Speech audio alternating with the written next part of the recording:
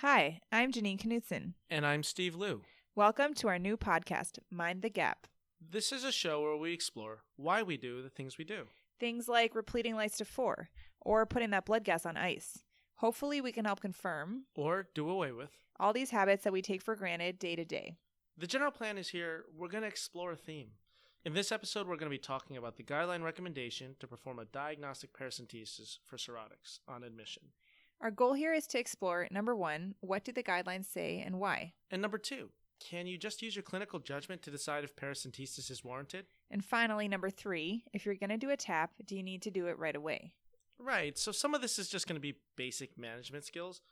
And while you probably did learn all of this on rounds, sometimes the whys and the wherefores are kind of passed down like folklore rather than citation. Exactly, but the point is that while we often know what to do on those busy call days, there's no time to explore why. So as an FYI, feel free to follow along with us on the trials link below. This is our chance to dig a little deeper. Yeah, like Inception. No, not at all like Inception. It's exactly like Inception. We must go deeper into the dream. Oh, Steve.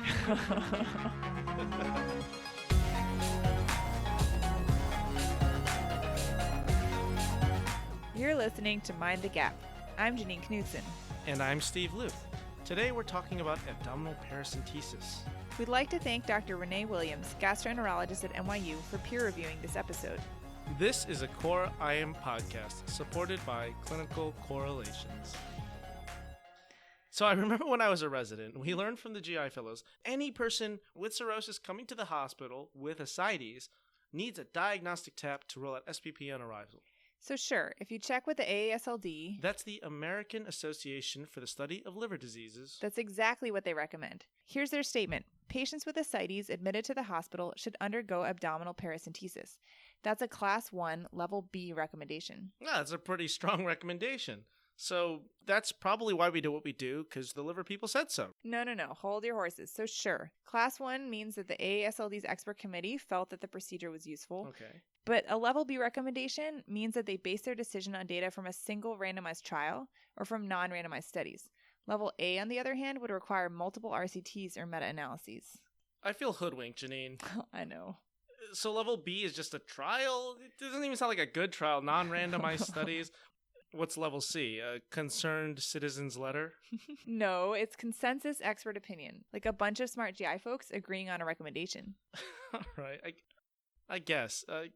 Can we do better? Well, I did say they were smart GI doctors, and for what it's worth, sitting in a room full of them and getting a consensus, probably really hard. All right. I'm being too rough on them, I know. But here at least we got some trial data to go through, right? Right. Okay. Let's start with the references that they give us. So first they tried to answer the question, can we just use our clinical judgment to diagnose SBP and skip the invasive procedure altogether?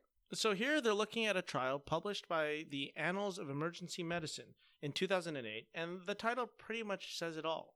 Physician clinical impression does not rule out SBP in patients undergoing ED paracentesis. Well, darn. Right. So that was a prospective observational trial with 144 patients and 285 physician assessments. And it found that physician clinical impression had a sensitivity of only 76%. And the specificity was even lower at 34%. Ouch. That's really low. Yeah. Well, fortunately, more experienced attendings like me probably do better. Right? Am I right? Not quite. No? So they noted that faculty tended to be more sensitive than residents, but it was not statistically significant. Kind of makes you wonder why you ever listen to me, huh? Yeah, I know. That's not the only reason. Ouch. No, just kidding. Jeez. So the study only had 17 cases of SBP. And in 6 of those cases, the physicians were wrong. They thought there was little to no risk for SBP. And half of those patients died. So they were actually really sick. So there are some at least clear limitations to this study, right? You just mentioned there are only 17 folks that actually had SBP. Yeah. This is a small trial. Second, you only get into the trial if they thought you needed a TAP, so that made for a pretty big selection bias. As a result, the sensitivity of our clinical judgment might be even lower than estimated. Well, here's another study. This one was done in Italy in the early 1980s, and it estimated that of patients who receive a TAP on admission, a full 1/3 of them who met criteria for SBP had no clinical features of peritonitis at all. Okay, this is from 1983, and so it predates modern medical management of SBP, but still, the in-hospital mortality of patients diagnosed with SBP was nearly 50% at that time. One thing we don't want you to necessarily take away is that asymptomatic SBP is crazy common. The study we referred to, only 1 in 25 SBP cases were actually silent. Okay, that's true, but it is a replicated finding. In other trials of all-comer cirrhotics, 10 to 30% get diagnosed with SBP in the hospital. And of that group, anywhere between 16 to 50% of presentations were asymptomatic. Okay, so to summarize, SBP may exist as a clear clinical syndrome, but it may not always be so dramatic in its presentation. So to quote the guidelines from the EASL, that's the European Association for the Study of the Liver, they note that a diagnostic paracentesis should be carried out in all patients with cirrhosis and ascites at hospital admission to rule out SBP. And unlike their American colleagues, they give this a level A1 recommendation. Wait a minute. What are these scales? What is that, steak sauce scale? Janine, translate the European for us, please. European, really, Steve? You're an Austrian, so yeah, okay, fine. European. Okay, fine. So to translate from the European, they rate this to be high-quality evidence with a strong recommendation in which, quote, further research is very unlikely to change our confidence in the estimate of effect. You know what's kind of funny? All these guidelines, they say that these presumably benefits the patient, but they never really exactly say how. Well, let's try to answer that question ourselves. We have a few more studies in our fingertips. Here's one that tries to answer the question, does performing a paracentesis actually improve mortality? Okay, so that's something tangible. And this is a large retrospective trial from Indiana that looked at over 17,000 patients in a database. And 61% of these folks underwent paracentesis, with 2/3 of the TAPs occurring on the first day of admission. In-hospital mortality was reduced by 2.4% among patients who underwent paracentesis versus those that did not. And so they tried to piggyback this with saying that early paras were better, but they didn't show it to be statistically significant.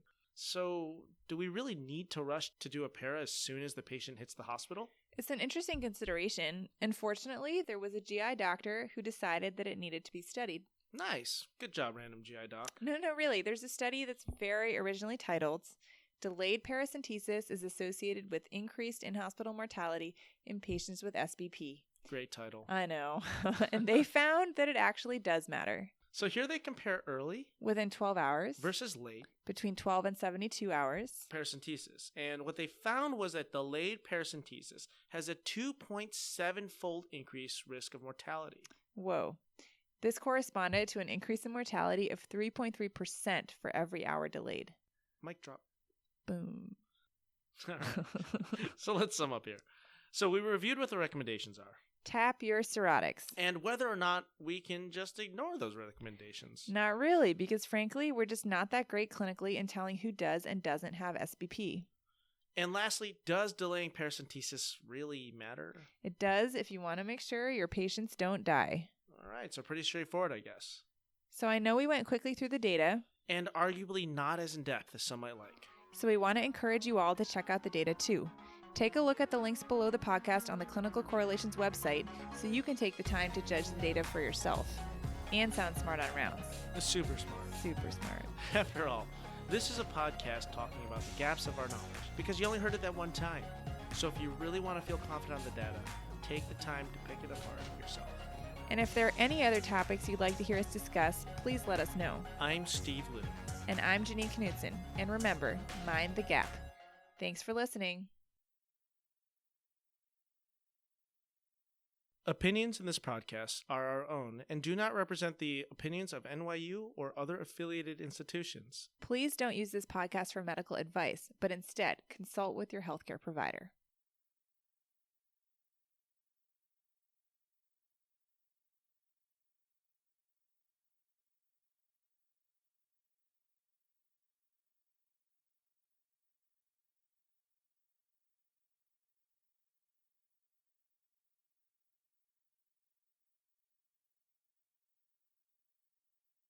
Disclaimer. Dangerous. Please talk and consult with your healthcare provider. Your primary care doctor. Or your gastroenterologist, because we're in New York City. Yes. Let's do that one in a way more politically correct way. Who the hell has albumin at home? They're just going to, I'm just self-administering. Don't drink your own albumin. Guys, when you're at home as outpatient people, try not to tap yourself. Don't put a needle in your belly. Right? It's like, come on. If you do, skip the epigastric vein. And if you do, good for you, because frankly, we need to tap more people. Steve, if we talk with this much excitement for the whole podcast, it would be awesome.